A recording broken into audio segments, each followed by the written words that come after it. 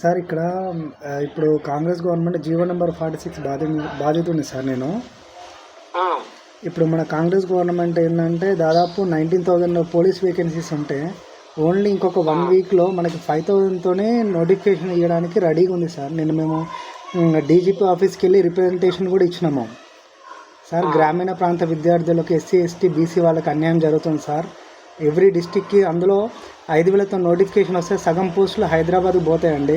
ఇంకా మిగతా పోస్టులు 1/3 ఉమెన్స్కి పోతాయి. ఇంకా మిగతా పోస్టులు కేటగిరీ వైజ్ 33 డిస్టిక్లకి చూసుకుంటే ఒక్క పోస్ట్ కూడా 0 పోస్టులతోనే వేకెన్సీలు ఉంటాయండి. మీరు పోలీస్ నోటిఫికేషన్ ఒక 5-6 నెలలు లేట్ అయినా పర్లేదండి. ఇంకొక బడ్జెట్ శాంక్షన్ అయినాకనే ఈ 5,000కి ఇంకొక 5,000 కలిపి దాదాపు 10-12 తగ్గకుండా నోటిఫికేషన్ వేస్తే బాగుంటుందని సార్. ఈరోజు ప్రతి ఎమ్మెల్యేకి ఎంపీలకి మేము రిక్వెస్ట్ చేయడం జరుగుతుంది. ఇది ఎందుకంటే ఇది గవర్నమెంట్కి దృష్టికి తీసుకెళ్లాలని సార్. ఇంకొకటి దాదాపు 15 లక్షల నుంచి 20 లక్షల మంది విద్యార్థులు గ్రామీణ ప్రాంత విద్యార్థులు వెయిట్ చేస్తారు సార్ ఈ నోటిఫికేషన్ గురించి. దాదాపు కొంచెం లేట్ అయినా పర్లేదు సార్. మాకు ఇంకొక 5-6 నెలలు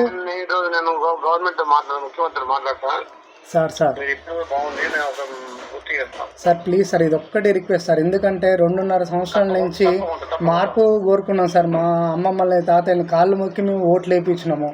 కనీసం మాకు నోటిఫికేషన్ ఇప్పటికిప్పుడు తక్షణమే అవసరం లేదు సార్. 5-6 నెలలు లేట్ అయినా పర్లేదు సార్. దాదాపు 19,000 వేకెన్సీలు ఉన్నాయి సార్ పోలీస్ డిపార్ట్మెంట్. అఫీషియల్గా ప్రీవియస్ డీజీపీ గారు కూడా ప్రెస్ ద్వారా చెప్పడం జరిగింది. అలాంటిది తక్షణమే ఇప్పుడు ఇంకొక ఆల్మోస్ట్ ఫైల్ కూడా రెడీ అయింది సార్. ఇది మీరు గవర్నమెంట్ దృష్టికి ఖచ్చితంగా తీసుకెళ్ళండి సార్.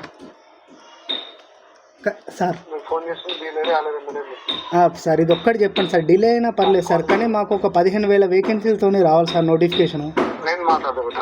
Thank you sir. నా పేరు Ranjith Goud sir. Thank you sir.